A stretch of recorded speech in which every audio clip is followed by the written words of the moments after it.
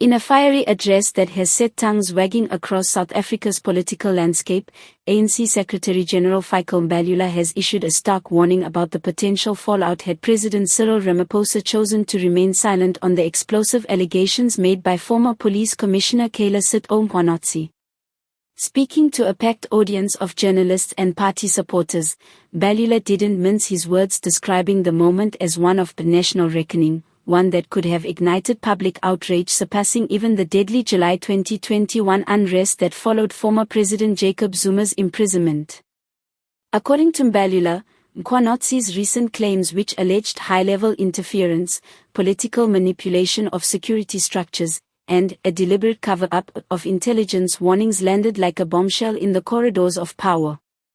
"You don't play with fire when the nation's trust is already hanging by a thread," Mbalula said, his tone oscillating between defiance and warning. That the ANC conveys its heartfelt condolences. We would have faced a public revolt that would have made the Zuma Unrest look like a rehearsal. Mbalula's comments came amid growing pressure on the ANC to respond decisively to Mkhwanazi's allegations, which have resurfaced debates about corruption, accountability, and state capture. Mkhwanazi's recorded interview, leaked and widely circulated online, painted a grim picture of systemic rot within the state's security apparatus. He alleged that certain political figures deliberately suppressed critical intelligence during volatile moments, claiming that some wanted chaos to expose others' weaknesses. For many South Africans, those words struck a nerve. The 2021 unrest remains a fresh wound. More than 350 people died, billions of rand in property were destroyed, and the scars of racial and class divisions deepened. Mbalula's warning, therefore, touched a raw nerve, echoing fears that another political mishandling could push the country over the edge.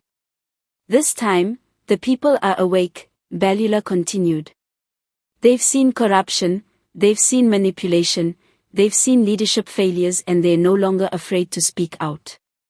If government ignored Mkhwanazi's claims, if Ramaphosa pretended nothing happened, the backlash would have been uncontrollable." Political analysts believe Mbalula's statement serves multiple purposes. On one hand, it defends Ramaphosa's decision to initiate internal reviews and investigations into Mkhwanazi's allegations, portraying the president as a leader of accountability. On the other, it distances the ANC's current leadership from the Zuma-era scandals that continue to haunt the party. But not everyone is convinced. Critics argue that Mbalula's warning is less about genuine concern for the people and more about political survival. "The ANC is trying to manage outrage before it spirals," said one political commentator. Mbalula is essentially saying, "We know how bad it could get, but that's also an admission of how deep the crisis already is." Social media has since erupted with debate. Hashtags like #Mkhwanazitapes, #Ramaphosa response, and #Zuma Unrest 2.0 trended for days, as users dissected every word from both sides. Some hailed Mbalula's candor as the first honest moment from the ANC in years, while others mocked his remarks as if fear politics, accusing the party of using scare tactics to maintain control. Meanwhile, insiders within the ANC suggest that Ramaphosa's camp has grown increasingly wary of internal leaks and rogue statements. Mbalula's outburst, they claim, wasn't entirely sanctioned, but it served as a strategic message to the public: the ANC knows the stakes. This is not 2017. People are watching, and the streets are one spark away from fire, a senior party member reportedly said off record. Mbalula just said what many in the top six have been thinking quietly.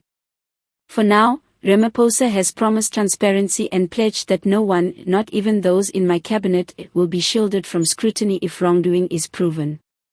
But as Mkhwanazi's claims continue to ripple through the political establishment, the country waits anxiously for what comes next. Mbalula's warning may have been dramatic, but perhaps it wasn't exaggerated. South Africa's social fabric remains fragile, stretched thin by inequality, unemployment, and disillusionment with political elites. The mere suggestion that those in power could once again suppress the truth is enough to reignite the anger simmering beneath the surface. People can forgive mistakes, Mbalula concluded, but they will never forgive betrayal. And if they believe they've been betrayed again, the revolt won't just be in the streets. It will be in the hearts of the people.